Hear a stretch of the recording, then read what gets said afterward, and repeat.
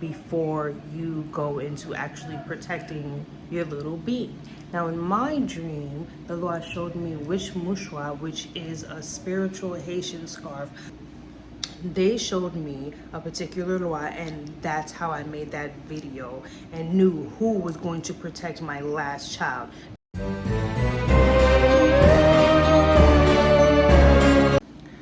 I will do now. This vlog tonight in Vlogtober is a special one that I said I was going to do for the mommies and the expecting mommies, and I'm going to share with you guys surprising spiritual lessons that I've learned during motherhood. I want to also say from motherhood, just like the title, these are the things that I've learned so far. And I'm not gonna make it too long since this is a talking video. That's why I wanted to do it vlog style in honor of Vlogtober, so that way it feels more personal. It feels like we're, you know, on FaceTime like this. Let me know in the comments. I like that. Never mind the stuff on my counter. Tomorrow morning I have to do a little bit of laundry, so I wanted to make sure that I was prepared for tomorrow. I was also putting coffee and things out for the Loire, so I wanted to make sure that I had that done before I started talking. So I do have a couple of notes on my other phone that I wanted to share with you ladies before I get to rambling, because I know I tend to do that sometimes. Some things that I want to tell you guys are things that I've already shared to my TikTok. If you're not following me on TikTok, go ahead and follow me on TikTok. My original TikTok is spiritual content. My backup TikTok is a wrestling and mother page. So make sure you follow me, make sure, okay? Or you know, you guys, I'll flash it up here somewhere.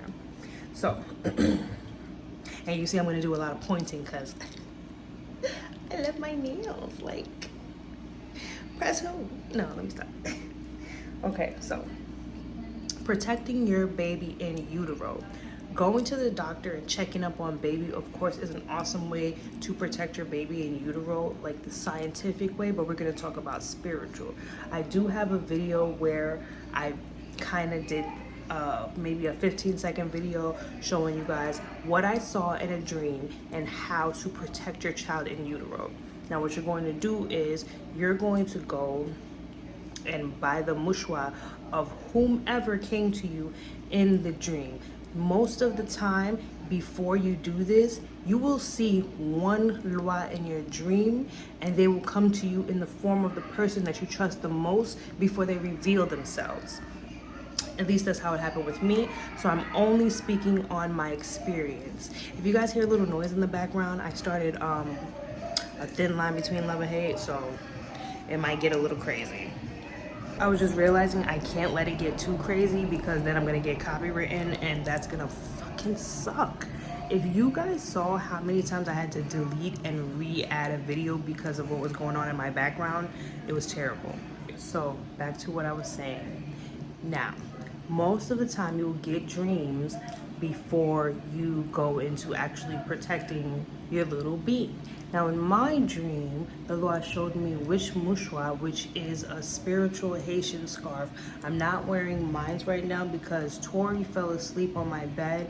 And for all of you guys that do know, that do follow me on TikTok already, you know that I put the mushwas within my pillowcase, and that is to protect me in the astral realm because I inadvertently astral travel and I have no idea what I'm doing, but I'm working on it. So in the realm of the astral, I do protect myself. I do my precautions before, and then, you know, I get down, you know, lay down and do what I need to do.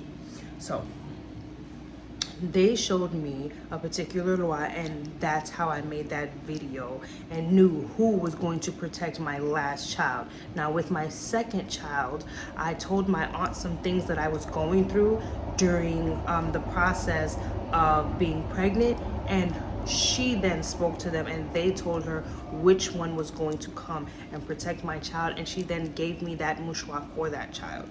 So it could be different for everyone, but I know when you come to me, I give you a certain mushwa for a certain loi, which I'm not going to disclose right now because that is something that I do personally for my clients. But I am gonna let you guys know. Let me turn that down. Sorry guys, my phone was going off. Always forget to turn it down in the nighttime.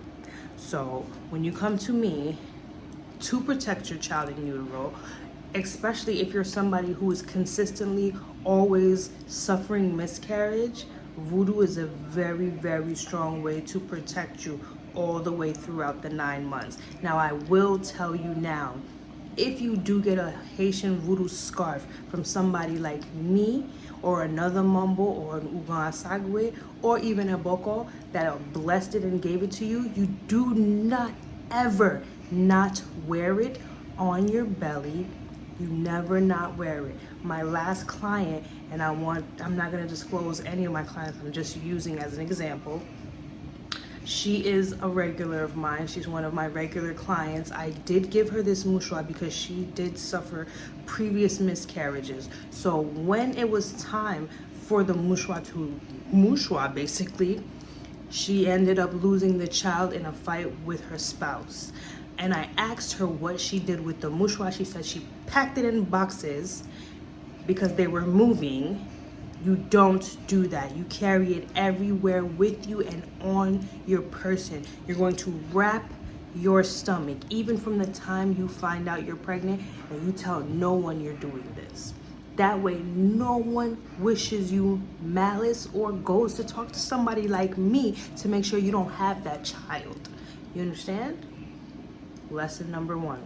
Lesson number 2. And I learned this from social media because I don't really see the big deal, because not for nothing, I'm not really afraid of anybody trying to do anything to my children, because I know if you try, let's just say you're going to bug around and find out, okay? But this is very big for other people who are not really protected and your children are going through so many things. I do know one person who her child has gone through so many things because one lady said one thing to her about brujeria. Her child drowned, almost died, was hit by a car. Every bad thing that you can think of is happening to that child because the person was trying to get to the mother. Do you guys understand? So the number 2 thing that I always see people say is never share your child on social media. I'm not really okay with that because I do mom content and I do believe in sharing your memories and things with your children. What I do agree with is do not share your child's birth date online. Don't share the child's birth date and the child's full name. Don't do that. This gives people who are jealous of you or whatever relationship you might have with the child's father power, and they can come to people like me to do things to your child because they don't know much about you. Don't do that. Another lesson that's tied to that as well is try not to reveal baby's sex or when baby will be born.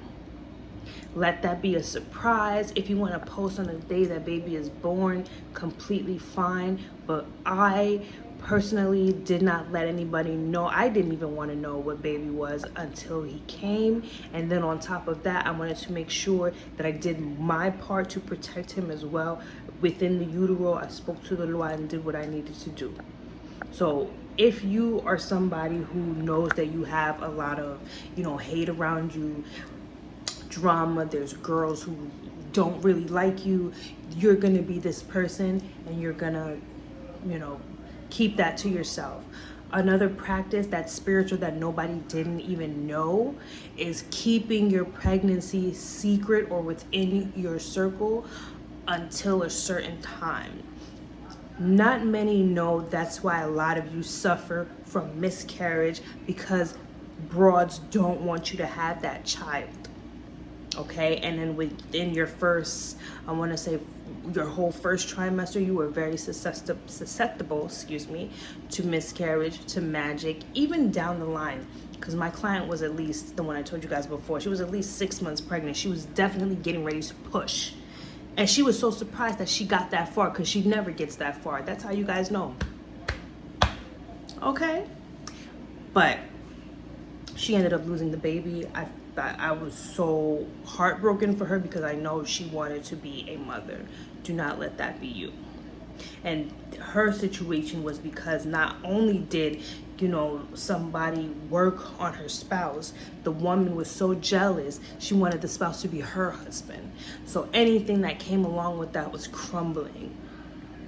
That mushwa was the only thing that was protecting her and that child. And she did not listen. Do not let that be you. Another practice, and I'm just looking at my phone if you guys see me looking down. Another practice is your baby's first outfit that you put on the baby after baby is born, even if it's, you know, the little hospital, you know, onesie or whatever. If you throw it away, do not let anybody know that you're doing that. And baby's first coming home outfit, never, at least that one, never throw it out and hide it. Do not ever tell even the closest person next to you where you're putting it, because not for nothing, people eventually do hold grudges against you, or they do, you'll figure out, especially if you're a chosen one, you'll figure out and you'll notice that people who secretly have animosity towards you, wish terrible, mal de ojo, evil eye, all of that on you,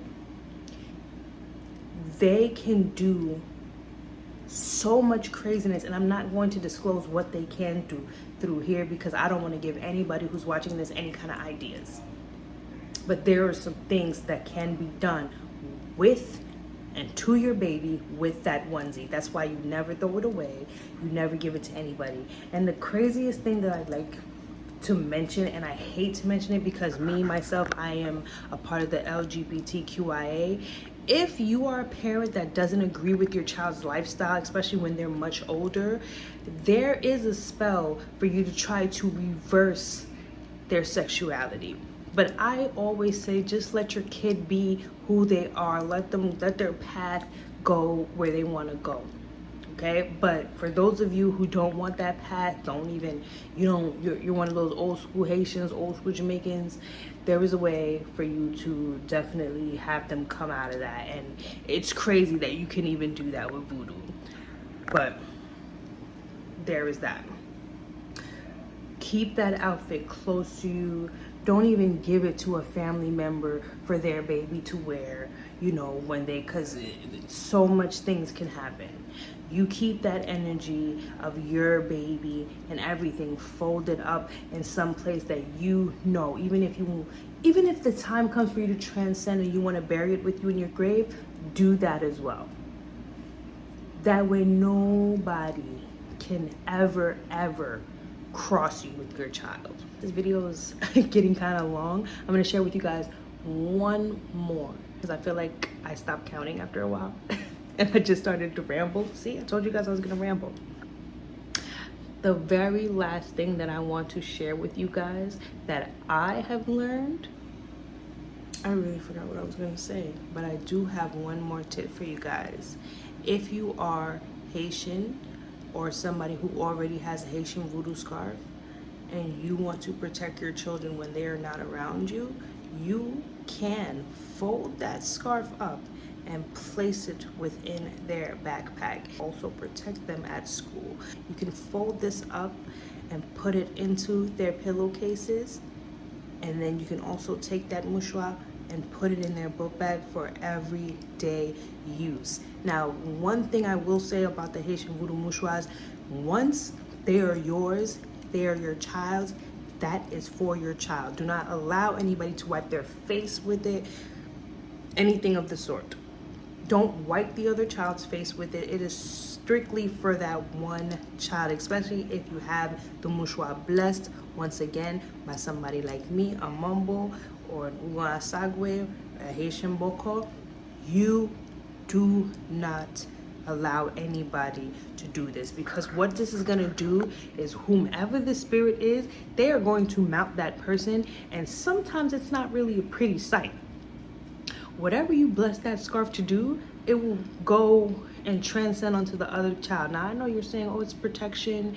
You know, isn't that good that it's going to protect my other child? Maybe not so much. And I'm not really sure what happens if you do that. So don't go ahead and experiment on your baby. I wouldn't I wouldn't advise that. But okay, those mushwas are very, very, very powerful instruments. They're not just scarves, they are also tools. They are how the Lua connect themselves and travel. Even though they already walk with us, they attach themselves to that.